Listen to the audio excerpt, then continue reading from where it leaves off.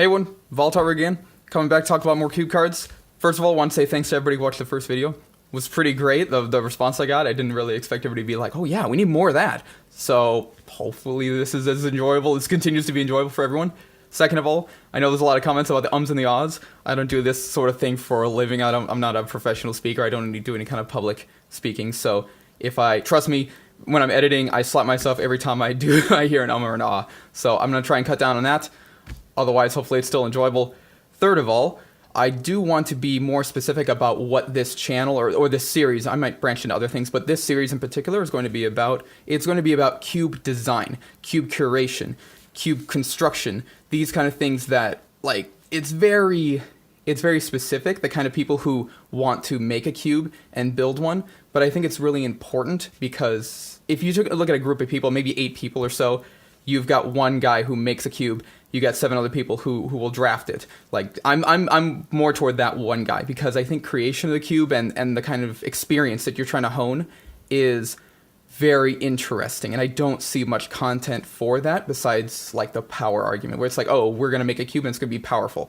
That's one way to look at it, but if you also look at it, you're trying to do sort of like a WotC R&D kind of thing, where you're trying to curate a set, you're trying to curate a selection of cards to produce an experience for your drafters. So I wanted to focus on that, and with that in mind, let's go ahead and jump right in. I don't want to take too long. We're going to talk about Gonti, the Lord of Luxury, today, and isn't he luxurious? We have a 2 black 2/3 legendary Aetherborn Rogue with Death Touch, and when he enters the battlefield, look at the top 4 cards of target opponent's library, exile one of them face down, then put the rest on the bottom of that library in a random order. For as long as the card remains exiled, you may look at it, you may cast it, and you can spend mana as if or any mana to cast it.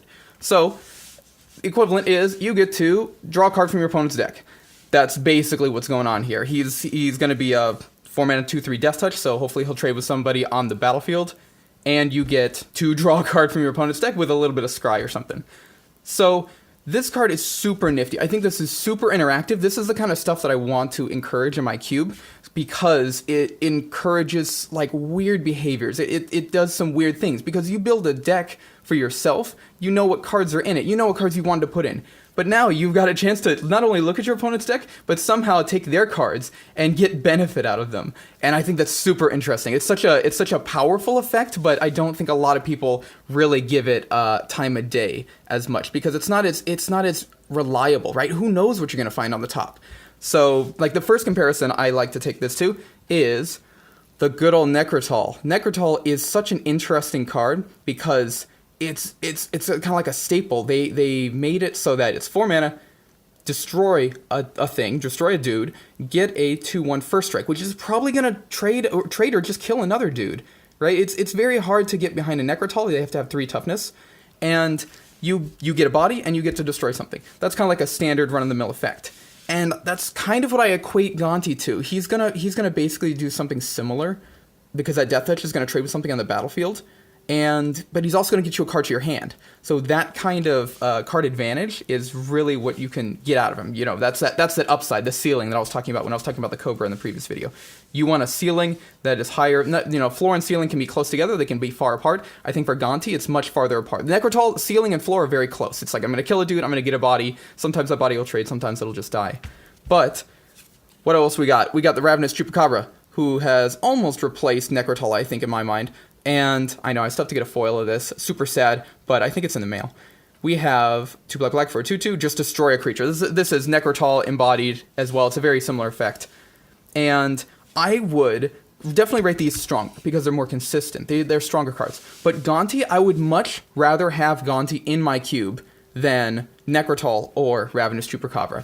And that's probably the people where people are like, wait, what? No, we can't cut these. They're classic. They're strong. But you don't get interesting effects. There's nobody's going to start telling a story. It was like, oh man, I did this thing, and then I played Chupacabra, and it was amazing. You know, it's just like, okay, yeah, I played Chupacabra, I killed the thing. You know, and same thing with something like Noxious Gearhulk. That's basically another effect that kills a dude and leaves you with a big dude.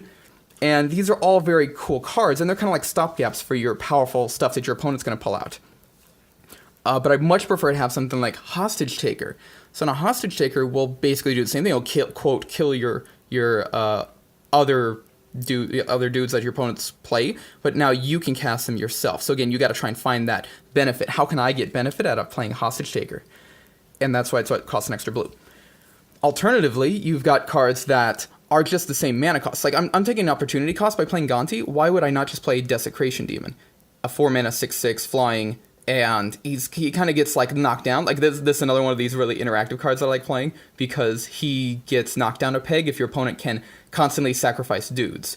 But otherwise, it's a pretty neat card, I think. I think it's really interactive. It forces a lot of really interesting plays, because he's so undercosted for the body. 6/6 flying is huge. So, and he only gets bigger. It's kind of like your opponent's like, oh, I'm gonna wait. I'm just gonna put away. Don't think about it. He's gonna stay tapped. I'm just gonna keep putting counters on him, and hopefully he'll just go away magically, or I'll find something else to get rid of him. So these are the kind of things that, you know, Desecration Demon is an option for playing in your 4-drop. It's funny that Gonti got printed, because I've wanted this effect. I literally wanted this effect for so long, and you can see that in Nightveil Spectre. Look at this. We have blue-black, triple blue-black for a 2/3 flyer. When it deals combat damage to a player, you get the top card of their library. You literally get to draw off the top card of their library, basically. And you saw how I pinned that in. You may always play cards from Exiled Nightveil Spectre, because this was the downside. I'd play a Nightveil Spectre, I'd attack with it, it hit my opponent. I'd get some, like, 5-drop or something like that, but then it was not in my colors, or I couldn't cast it somehow. And then they got rid of Nightveil Spectre, and then that card would just remain exiled, and I wouldn't be able to do anything with it. So you could even see that I wanted to do that. This is actually the only card I've ever, like, proxied or changed the rules text on, because I really want to play Magic. I want Magic to be the way it is with the cards printed. But I think this added a little bit more, but ultimately I ended up cutting this card anyway. But I really wanted this type of effect where I get to look at my opponent's cards, I get to cast them, I get to use them against them, because it kind of neutralizes your like super powerful decks, you know, if you can take pieces out of them and use them yourself. If we were to compare Gonti to something like Doomblade, so you just take off 2 mana and you get to basically kill a thing. So Gonti has Death Touch. Death Touch is basically saying when your opponent attacks, they're basically extending their hand and they're like, okay, do you want to trade this guy with me?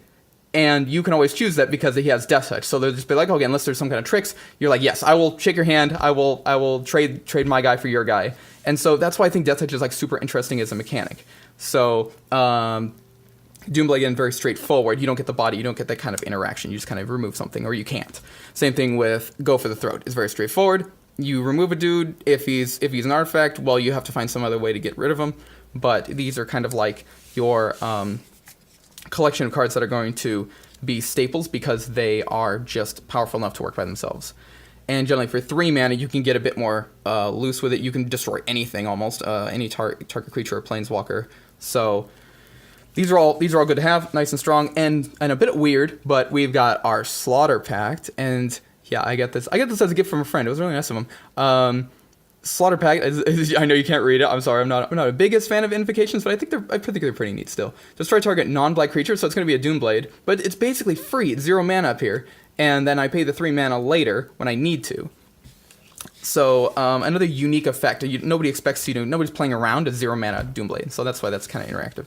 Okay, now we're going to get to the nuts. You want the nuts? Here we go. Mimic Vat.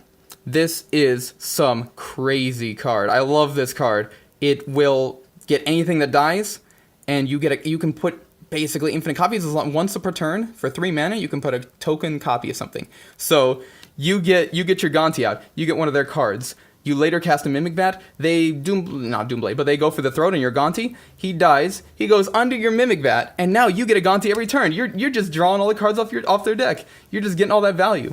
Same thing with Erratic Portal, something that can bounce the Gonti, and then you replay him. It's a little bit more expensive, but you still get the same effect. You get that into the battlefield over and over and over again.